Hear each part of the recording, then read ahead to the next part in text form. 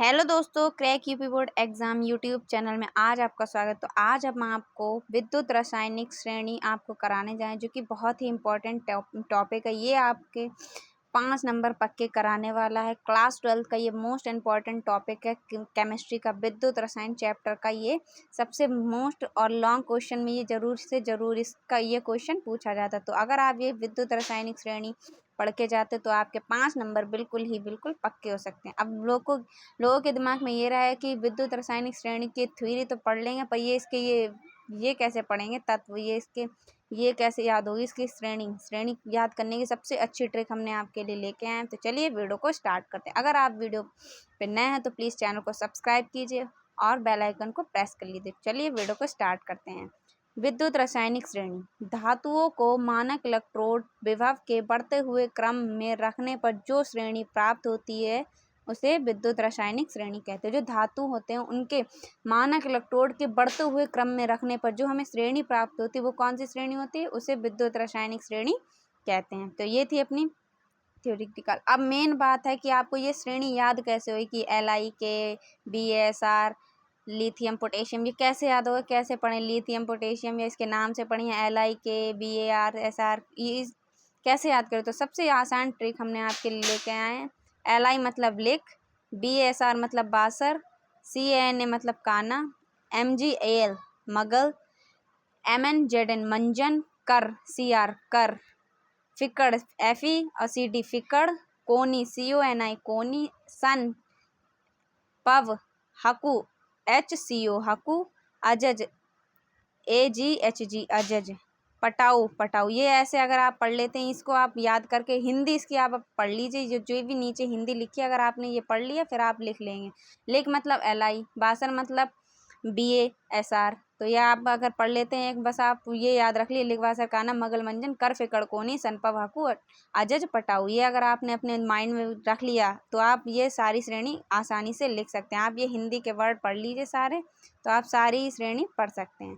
तो आपको ये 1 सेकंड में याद हो जाएगी। मेरे साथ आप बोलिए, लिख वासर काना मगल मंजन कर फिकड़ कोनी सनपव हकु अजज पटाऊ। तो आपको इस ट्रिक से ये श्रेणी याद हो सकती है। तो इसके अब पूछे जाते हैं, इसके बाद पहले ये पूछे जाए कि विद्युत रासायनिक श्रेणी क्या किसे कहते हैं, उसके श्रेणी बनानी होगी। ये लिखने के बाद आपसे पूछा जाए विद्युत रासायनिक श्रेणी के लक्षण।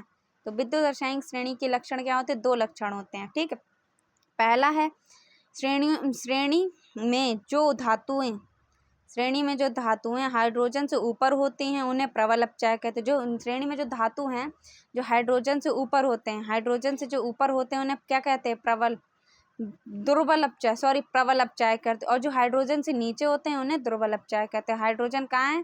तो हाइड्रोजन अपना ये है। अब ये हाइड्रोजन जितने भी जो ऊपर वाले ये वो हैं तत्व, तो उन्हें क्या कहते हैं? धातु, तो उन्हें कहते हैं प्रबल अपचायक। और जो नीचे होते हैं हाइड्रोजन से उन्हें कहते हैं दुर्बल अपचायक। तो ये है एक पहला लक्षण ये था आपका। दूसरा, श्रेणी में जो धातु अपचायक क्षमता ऊपर से नीचे जाने पर घटती है जबकि ऑक्सीकरण क्षमता बढ़ जाती है। श्रेणी में धातुओं की अपचायक क्षमता ऊपर से नीचे जाने पर घटती है, जैसे ऊपर से नीचे जाने पर घटती है, और जबकि ऑक्सीकरण क्षमता क्या होती है? बढ़ जाती है। जब ऊपर से नीचे आएंगे तो क्या होती है? घट जाती है। जबकि ऑक्सीकरण क्या हो जाती है? बढ़ जाती है, ठीक है। और इसके उपयोग पूछे जाएंगे कि विद्युत रासायनिक श्रेणी के उपयोग। तो विद्युत रासायनिक श्रेणी के उपयोग क्या है? धातुओं की सक्रियता ज्ञात करने में होती है। इसका उपयोग किसमें होता है? धातुओं की सक्रियता ज्ञात करने में। और दूसरा होता है धातुओं की ऑक्सीकरण और अपचायक क्षमता ज्ञात करने में किया जाता है। तो ये थे अपने उपयोग। अगर वीडियो आपको पसंद आई तो प्लीज़ वीडियो को लाइक कीजिए और चैनल को सब्सक्राइब कीजिए। तो ये भी क्वेश्चन कभी कभी पूछ लिया जाता है, चलिए ये भी करवा देते हैं। विद्युत शेल क्या? ये 2 नंबर में या 3 नंबर में आपसे पूछ लिया जाए कि विद्युत शेल किसे कहते हैं और इसके कितने प्रकार होते हैं। तो विद्युत शेल किसे कहते हैं? यह एक ऐसा समायोजन है जो रासायनिक ऊर्जा को विद्युत ऊर्जा में बदल देता है। क्या कहलाता है? विद्युत शेल कहलाता है। ये 2 प्रकार के होते हैं, पहला प्राथमिक सेल और दूसरा द्वितीयक सेल। ये 2 सेल होते हैं। पहला सेल क्या होता है? वे सेल जिन्हें चार्ज नहीं किया जा सकता है, प्राथमिक सेल कहलाते हैं। जैसे घड़ी का सेल है, अगर वो घड़ी में पड़ा होता है, अगर ख़त्म हो जाता है तो क्या उसे चार्ज कर लोगे? नहीं ना। तो जो चार्ज नहीं होते उन्हें क्या कहते हैं? प्राथमिक सेल। और जो चार्ज हो जाते हैं उन्हें क्या कहते हैं? द्वितीयक सेल। बस अपने सरल लैंग्वेज में याद रखिएगा।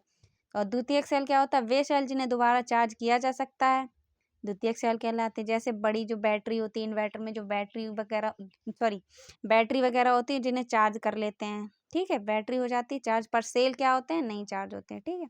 तो ये थे अपने 2 टॉपिक, एक विद्युत रासायनिक श्रेणी और दूसरा विद्युत शेल किसे कहते हैं, उसके प्रकार। तो ये थी अपनी केमिस्ट्री की टॉपिक 2 इम्पॉर्टेंट 12th के लिए यूपी बोर्ड में पूछे गए ये टॉपिक। और सबसे इम्पॉर्टेंट क्वेश्चन तो आपका है विद्युत रासायनिक श्रेणी। आपके यहाँ से 5 मार्क्स कंप्लीट हो जाते हैं। अगर आपका नसीब अच्छा हुआ तो ये विद्युत शेल भी 3 या 2 नंबर में पूछ लिया जाता है। तो आपके यहाँ से इस वीडियो से 7 मार्क्स कंप्लीट हो सकते हैं। वीडियो पसंद आई तो प्लीज़ वीडियो को लाइक कीजिए और चैनल को सब्सक्राइब कीजिए। हम मिलते हैं आपसे अगली वीडियो में।